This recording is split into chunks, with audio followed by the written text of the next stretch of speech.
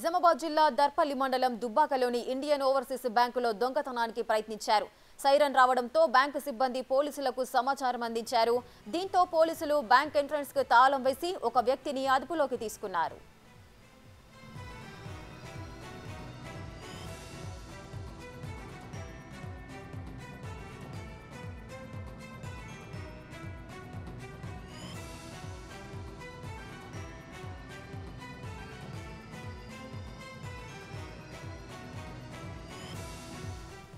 నిజామాబాద్ జిల్లా దర్పల్లి మండలం దుబ్బాకలోని Indian overseas బ్యాంకులో దొంగతనానికి ప్రయత్నించారు. సైరన్ మోగడంతో బ్యాంకు సిబ్బంది పోలీసులకు సమాచారం అందించారు. దీంతో పోలీసులు బ్యాంక్ ఎంట్రన్స్ కు తాళం వేసి వ్యక్తిని అదుపులోకి తీసుకున్నారు.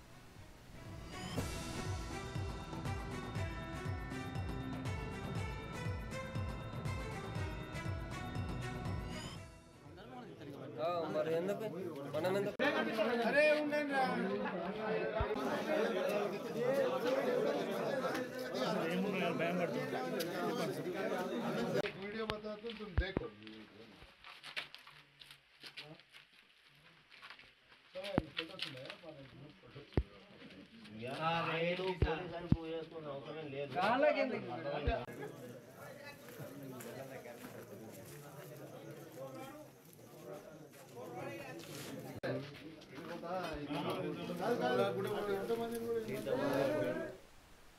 నిజామాబాద్ జిల్లాలో ఇండియన్ ఓవర్సీస్ బ్యాంకులో దొంగతనానికి ప్రయత్నించారు.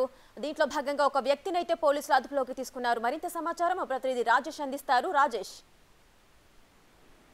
నిజామాబాద్ జిల్లా దర్పల్లి మండలంలో దుబ్బాక బ్యాంకు దోపిడీ కేసులో పోలీసుల్ని ఒక దొంగ పరుగులెత్తించాడు. మధ్యలో బ్యాంకు షట్టర్లు ధ్వంసం చేసి లోనికి చొరబడ్డాడు.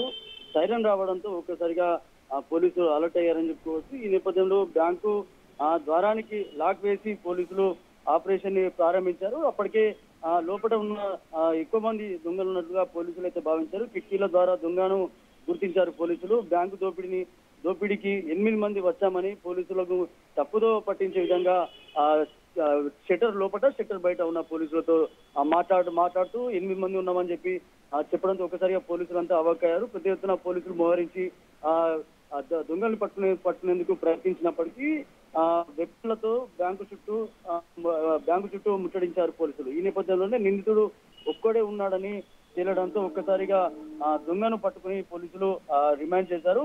ఒక్కసారిగా అంటే లోపల ఉన్న ఒక వ్యక్తి కానీ చాలా మంది ఉన్నట్టుగా దొంగ సృష్టించారు. దీంతో రెంజల్ మండలానికి చెందిన సంతోష్ గా పోలీసులు ఆ దొంగ ఎవరైతే ఉన్నారో సంతోష్ గా గుర్తించారు. సంతోష్ పై గతంలో 2 కేసులు ఉన్నట్టుగా తెలుస్తుంది. 2 దొంగతన కేసులు ఉన్నాయి. దీంతో కేసు నమోదు చేసుకుని సంతోష్ అన్న ఎవరైతే దొంగ ఉన్నాడో తనని కేసు నమోదు చేసి రిమాండ్ చేశారు. Right, thank you Rajesh.